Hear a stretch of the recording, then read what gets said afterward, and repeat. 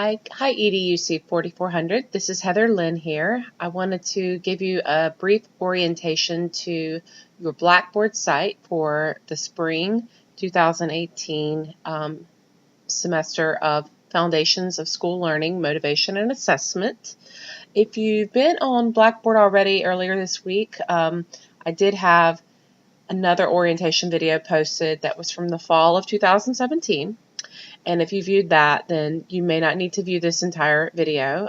This will be pretty much the same video, but with a few updates to the course calendar.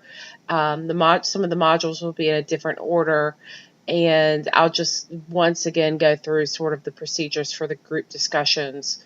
So it will be basically the same thing with adjustments for some of the dates of some of the assignments. So if you feel pretty comfortable with it, you may not need to view this video. So if you're new to the course and you're also navigating Blackboard for the first time, this is a helpful way to learn about our course this semester. So I basically just pulled up the Blackboard site. I'm going to put it on student mode for a moment so I can see what you see. So when you pull it up, you're going to see the announcement that I posted earlier this week, and basically has the information you need to get started in the course. So if you read that announcement or you got the email, you saw that there was a link to the syllabus as well as a survey called Who Are You? And the syllabus is the best place to begin navigation of the course. If you click on the link, it's going to take you to a Google document, and the Google document can be edited and automatically updated to Blackboard, which is why I like using Google Documents. If I do update something to Blackboard, I will notify you via announcement as well, so that you are aware of any updates to the course schedule. So I'll briefly go through the syllabus here, but I think it's important that you read through it carefully yourself. But this is a course that's essentially an educational psychology course with an applied aspect to it, because you're all in your senior 1 semester, or you are currently teaching lateral entry, so you're pretty advanced in the program and have access to a classroom and are ready to apply knowledge of foundations of learning. So it goes beyond the traditional educational psychology course. You'll find that we are going to review some of the theories from educational psychology that you may be familiar with, but we are also going to have several projects that really apply that knowledge and expect you to kind of put the concepts into practice. So the materials for the course are fairly economical. You have a book called Teaching with Love and Logic, which I mentioned in another introductory video. It's a good book. You're not only going to read a few chapters of this book as well as the Freed book because of time, but most of my students who've gotten these books said that they went on to read them in their entirety because they're both really good books. Teaching with Love and Logic is really helpful for those of you that are dealing with some classroom challenges and behavior. You may not agree with everything you read. Sometimes you may read something and think, oh, that could not work with my students. So I ask that you kind of read it with an open mind, look at the concepts it's trying to communicate more than the actual, or don't get too bogged down in the practical suggestions, because you do have to adapt for your students. Not everything works with the same students, but look at the concepts it's trying to communicate. And I think that's really where this book can be really helpful. It can help you just think about the way kids behave differently and react to them differently. And I think that's a really important piece to becoming great at classroom management. The other book is by R.L. Freed, about being a passionate teacher. It talks about how you enact passion in the classroom. And this is especially important because we become burned out as teachers. So these are the two sort of secondary texts. The main text that we're going to read out of is the Seifert and Sutton Educational Psychology text. This text is an open source text. I was fortunate to find this so that you could save money on not having to buy a major publication EdPsych text, which could cost over $100. So there are things I don't love about this text, but considering it's free and open source, I think it's a good one, a good option for many of you guys that are trying to save money. So I do usually have some readings out of this text every module. So you can click on that link, and it's going to take you to the text online, and you'll see that there are chapter readings out of this pretty much every module, and they follow the theme. So the first module's theme is related to the learning process and student development, chapters 2 and 3, and we cover cognitive development as well as social and moral development. And again, hopefully some of these are review concepts, but you're going to be thinking more in depth about them, how you apply those concepts to actual teaching, how you've seen those play out in your classroom setting. So I really hope that you don't just regurgitate what you read, but you actually think about the concepts as they apply to your students and the way you teach them. And I really hope to hear that come out of your discussion forums. Okay, so going back to the syllabus, I'll move a little bit more quickly. There are several major assignments, and I try to keep the format very similar because people get very confused if you do too many fancy or unique things online. So I just have learned to try to keep it simple. So the overview is that you have 6 modules. Each module is roughly 2 weeks. You have 2 modules, Module 3 and Module 4, that last 3 weeks. And that's because they are major projects for the course. Module 3 is a teacher leader evidence project. This is your signature assignment for the course that goes into task stream. And I will, of course, scaffold you well and lead you well into that project so you feel prepared. Module 4 is an application project, which really is helpful if you're in the classroom, which is one of the other reasons we want you in your practicum now when you take this course, because you'll have the opportunity to sort of develop your own learning module and work on an area of weakness that you feel you need to work on. The other modules are really discussion-based modules, Module 1, 2, 5, and 6, and we use readings, videos, articles, and I have got another video on how to write a good discussion question related to that module, because they are going to be very much set up as a Socratic seminar where I ask the students to generate thoughtful discussion questions and have their own conversations about the readings, and I try to get involved and reply and be a part of the discussions, but really they're self-led. I provide instructional videos with each module on the concepts, and I embed those in the module directions in the module resources folder. I also embed those instructional videos in your discussion forums. I really encourage you to take the time to listen to the lectures, if you want to call them that. They're PowerPoints with lectures. I try to keep them under 15 minutes so that I'm respectful of your time. But you can just sort of imagine that you're in a classroom setting and you're listening to a brief lecture. That's really there to give you some insight into the concepts that I'm hoping you will think about when you read these readings for each module, and also to help kind of generate good discussion questions. So those are the modules. You can see that the 2 major projects have the larger point values. And I get into, in the syllabus, I describe the expectations for each of the projects, but I also have numerous resources on Blackboard, which I'll quickly point out. I'm not going to go through each assignment right here because of time, but I will definitely be coming back to them and providing you more help as we go. So I'll get you through the first module. The second module will be exactly like the first module in format, and then I'll prepare you for the teacher leader project. So to get you started, there is also a course schedule in the syllabus, and you'll see the first day is tomorrow, January 8th, and your job tomorrow is to read the syllabus and take the Who Are You survey, which I also linked up in the announcement. And I will use that data from the survey to assign you to a discussion group. And that is where you're going to do your Module 1 discussions, is in your discussion group. I'll show you how to find that. This module for week 1 has 2 weeks. So this is the first week starting tomorrow, January 8th. And you have to read a portion of Chapter 2 as well as Chapter 3 this week, in addition to a chapter from the Freed text. And then by this Friday, you must generate your first good discussion question. And I have a video on how to generate good discussion questions within your Module 1 folder. So I definitely recommend you check that video out so you understand what I'm looking for when I ask for that. I also have an introduction to the concept, a video that's posted in your group discussion forum, and I ask a question, a discussion question there as well, so you can see the question I've come up with. Okay, so that's due this Friday, your first discussion question, and that's based on this week's readings. And then by the Sunday, the 14th, you must have your first 5 total posts, which means your 1 discussion question and your 4 replies, 4 good replies that show evidence of reading.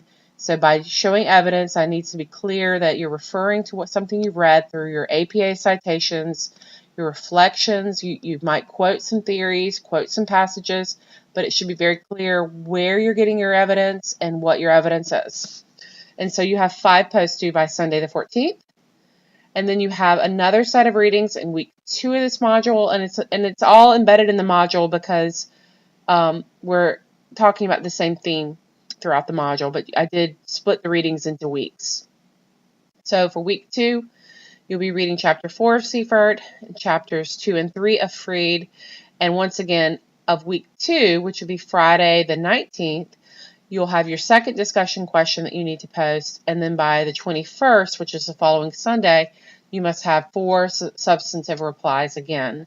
So at the end of Module 1, you'll have 10 total posts. I hope this makes sense. I've written it down in numerous places so that you don't get confused. So that's how this course schedule works.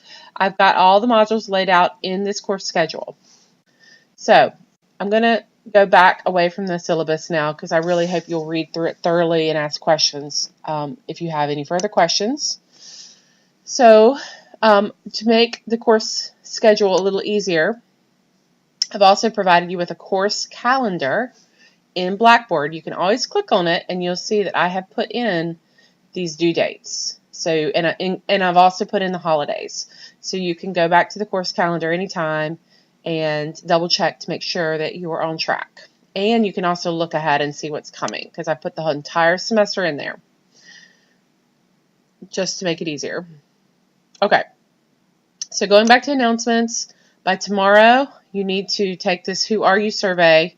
It's also linked up in Google Forms, and that's going to help me determine which group to put you in for your discussion. I also ask a question if you're in your Senior 1 internship because that is a co-req for this course. However, some people are not in their Senior 1 internship, but they're lateral entry teaching, so you're going to have to put no.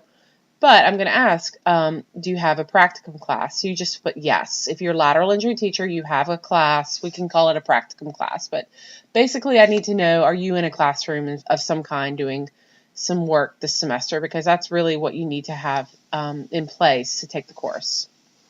So once I get these on Tuesday evening, you should be assigned into a group. And when you find your group, you'll go to Group Discussion Forums.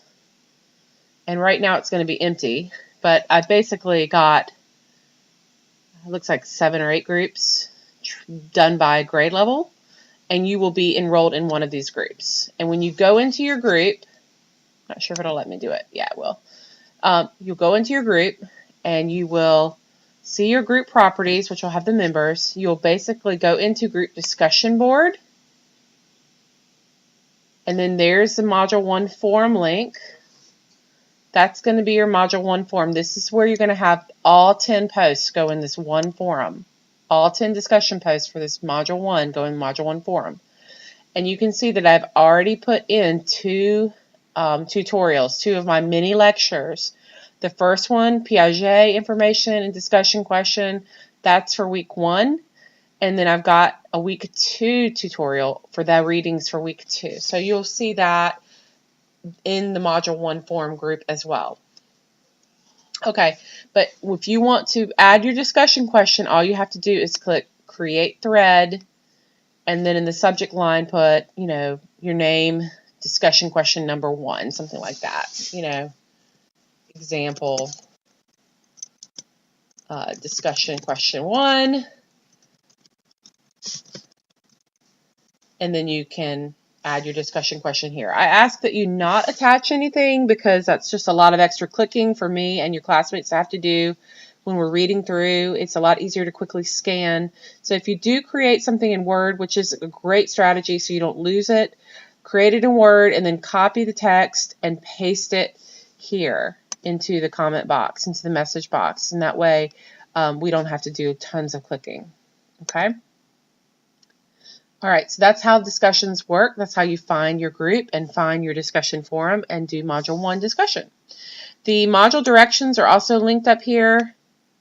And here is the Module 1 folder already available to you. And again, I've got very detailed written directions linked up here. I'm not sure what just, oh, I think I clicked on that by accident. So here are the directions. Again, very detailed with strategy alerts.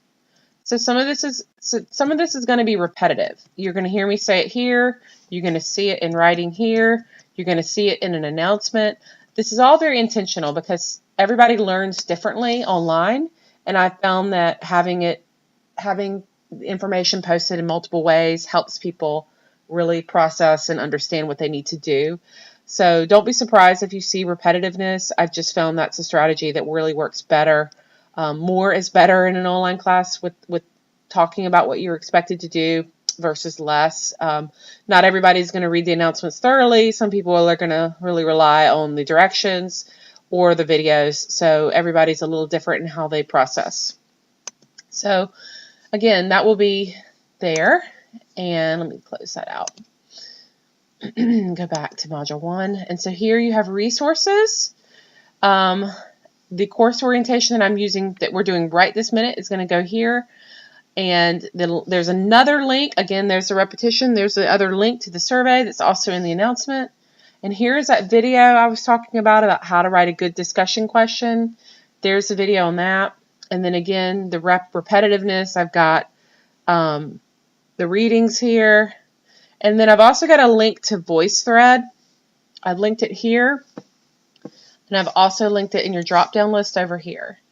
VoiceThread is a way to do a video capture, and you'll link to it and you'll have to sign in. Let's see if it'll get me signed in quickly. And you can create a video of yourself discussing the topic. So some people might want to do a video discussion question. And so VoiceThread is a great tool to produce that. So you can see here all of my VoiceThread videos. You just go in here and you can hit create, and it will let you add media, and it gives you choices. So you could do a webcam video and embed that video into your thread. And if you want help with that, I can provide extra help on how to embed that into your thread. It's actually not hard at all. You get the embed code. I'll save that for another post because I don't want to bog you down too much. But VoiceThread is linked in case you want to do a video discussion or video reply and put that into your discussion forum for groups. That's great. That's fine, but not required. You can also do YouTube videos, and you can embed YouTube videos as well. Again, I can put a separate little post up about how to embed a video. It's really not hard. I just want to show you and walk you through it, but I won't do that here. So that's how the module folders will look when you click into module directions. You'll have everything you need there. Definitely check out the resources and the videos. I've gone ahead and put the first 3 modules, made them available now, so you can certainly look ahead if you'd like to. What else? Course info. This is where you see I have put up a couple of introductions, just telling you a little bit about who I am. You can see my face. You can see a little bit about me here. And then, of course, I've got task stream information. I will be scaffolding you for task stream, so don't worry about that right now. I mean, take it one day at a time. Don't get crazy about worrying about task stream just yet, okay? So I will get you set up for task stream when the time comes. You don't need that until you get to the leadership project in module 3. So we've got a few weeks. We've got some time. I'll get you set up for task stream. I put extra information in case you want to learn about these projects. There's the module 3 teacher leader evidence project. There's a lot of information here about that if you just want to look ahead. And then module 4, the application project. you can look ahead there, but again, I'm going to have separate videos, separate information for those. So I've definitely gone longer than I wanted to. I will say that if you have any questions, the best way to reach me is via email. However, I've included my cell phone, and you may text me or call me, but I would really prefer you to do that only if it's an emergency, a true emergency, or if we have set it up online, like if you've emailed me and said, I need to speak to you, but I can only speak to you at 7 o'clock tonight. I will definitely be willing to talk to you in the evenings or outside of my office hours. I would just really prefer that you email me first and let's plan that time. I have a little toddler at home, and just like you, we all have lives, so it's easier for me to know in advance that we're meeting than to have a cold call. So I just really appreciate that, just so I can be prepared when I speak to you. So that's information on how to reach me, but I definitely want you to feel free to reach out to me anytime. There's no question that's too dumb or too silly. I, think that there's a lot of different types of people that take these courses. Some are very comfortable with technology, some are not. So don't be afraid to ask questions. I am here to help you. I want you to succeed. So please do that. And I hope this gets you started. Sorry for being overly long, but I wanted to sort of give you a brief orientation to how to get around this site. Okay, I'm going to stop now.